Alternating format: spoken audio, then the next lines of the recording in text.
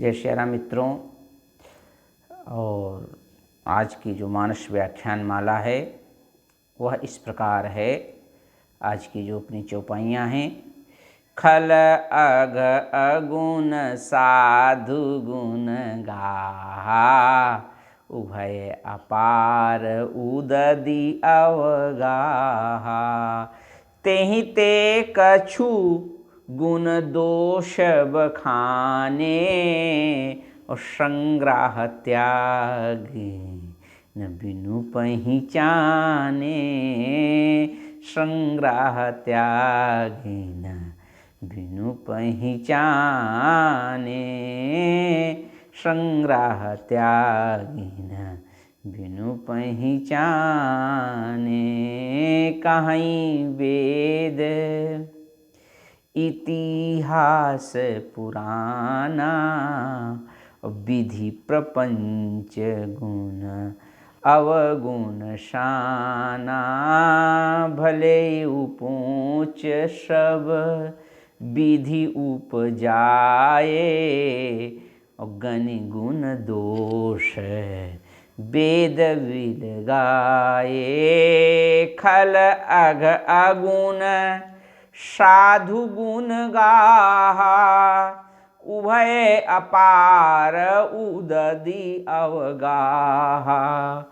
तेहि ते कछु गुण दोष बखाने, संग्राह त्यागी न बिनु पहिचाने। भले उपऊच सब विधि उपजाए, गनि गुण दोष वेद विलगाए। कहीं वेद इतिहास पुराना, विधि प्रपंच सब अवगुण शाना। ये चार चौपाइयाँ, इनकी मैं संक्षेप में शब्दार्थ और मूलार्थ करेंगे, करके आगे बढ़ेंगे। क्योंकि यह गोस्वामी तुलसीदास जी इन चौपाइयों के माध्यम से जो साधु और असाधु यानी खल और दुष्ट की जो वंदना कर रहे हैं, उनकी ये उपसंहार की चौपाइयाँ हैं। और इसमें बहुत कथानक नहीं है, लेकिन अपना क्रम बनाए रखने के लिए इनका जो शब्दार्थ है और जो इनका मूलार्थ है वह कहते हुए आगे हम कथा के लिए बढ़ेंगे। तो सबसे पहले खल माने मैं कितनी बार बता चुका हूँ कि दुष्ट, अघ माने पाप, और साधु माने सज्जन पुरुष, गुण माने गुण, गाहा माने गुण गाहा। गाहा का यथा अगाध कह सकते हैं गाहा। और उभय माने दोनों प्रकार से, उभय पूर्व और पर पद ऐसा। और अपार माने जिसकी सीमा ना हो, उदधि माने समुद्र, और अवगाहा माने अथाह। ये इस चौपाई का मूलार्थ शब्दार्थ है। और इसके आगे है तेहि ते कछु, कछु माने कुछ, गुण दोष बखाने। गुण माने गुण, दोष माने दुर्गुण, और बखानना माने कहना। राम जी संग्रह माने एकत्र करना होता है, उसे ग्रहण करना भी यहाँ पर है। यहाँ है ग्रहण करना। और त्याग माने छोड़ना राम जी। और बिन पहचाने यानी कि किसी का त्याग और परित्याग बिना पहचाने माने जानना नहीं हो सकता है। इस प्रकार से इन दोनों चौपाइयों का शब्दार्थ है। और इसका मूलार्थ इस प्रकार के खल के पापों की और अवगुणों की कथा। खल के पापों की और अवगुणों की कथा तथा साधुओं के गुण की और परोपकार की कथा। ये अपार समुद्र है, इनको कहा नहीं जा सकता है, इसका पार नहीं पाया जा सकता। यानी कि जो दुष्ट है उसमें कितने प्रकार की दुष्टता भरी है, इसको आप लिख नहीं सकते हो, समझ नहीं सकते हो।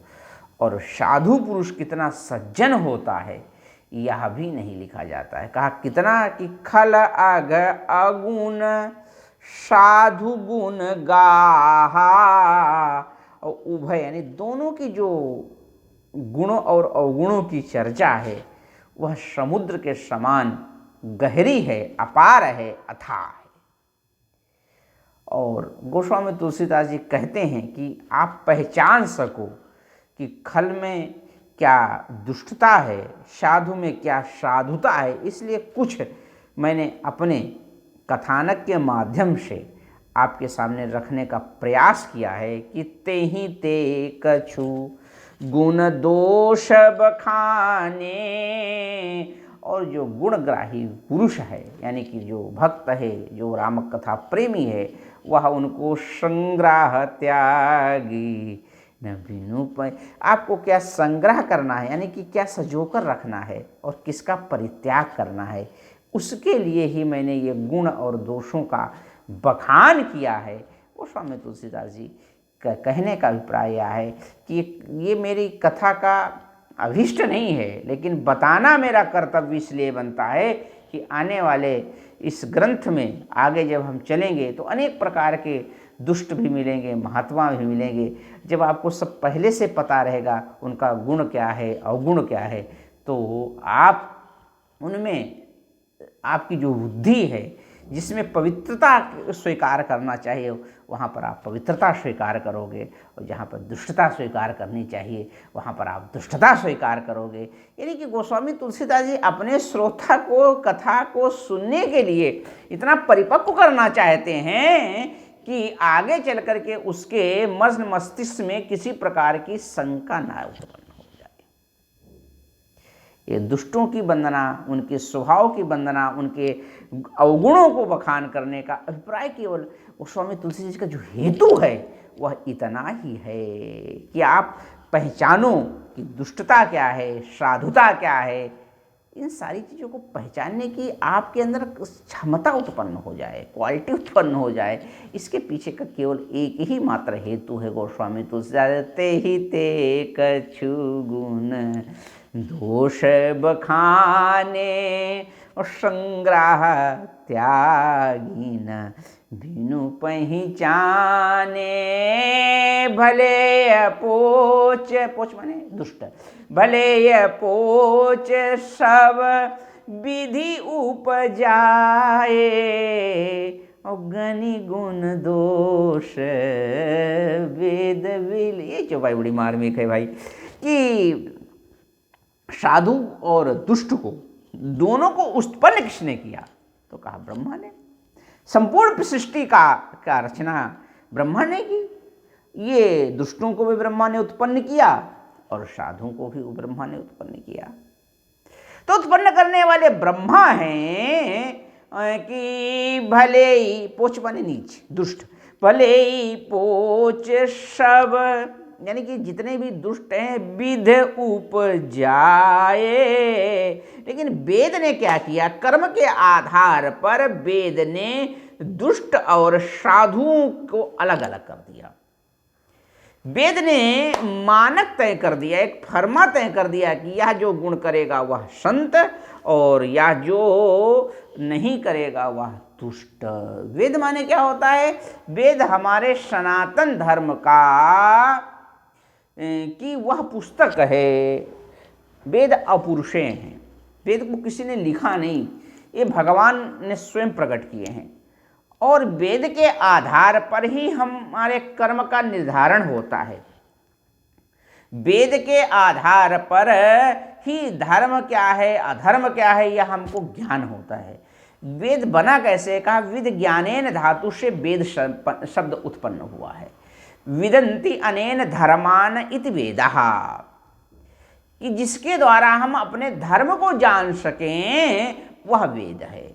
तो वेद ने क्या किया राम जी, कहाई भले उपोच सब विधि उपजाए और गुण गनि गुण दोष वेद विल गाए। वेद ने उनको गुण और धर्म के आधार पर अलग अलग कर दिया। साधु कौन है और दुष्ट कौन है। और इसके बाद में कहाई वेद इतिहास पुराना, और यह विधि प्रपंच सब अवगुण शाना।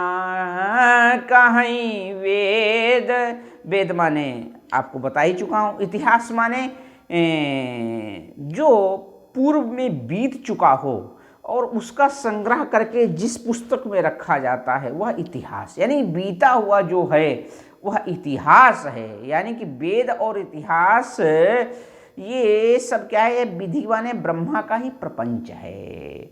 विधि प्रपंच क्या है, सृष्टि ही यहाँ पर विधि प्रपंच है। यानी कि जो सृष्टि है ये सृष्टि ही विधि का प्रपंच है, और उसमें गुण भी है और अवगुण भी है। विधि प्रपंच यानी विधि की जो सृष्टि है, ब्रह्मा ने जो सृष्टि की, इसमें पूरा यानी कि यदि दोष है तो गुण भी है, अच्छाई है तो बुराई भी है, मनुष्य है तो स्त्री भी है।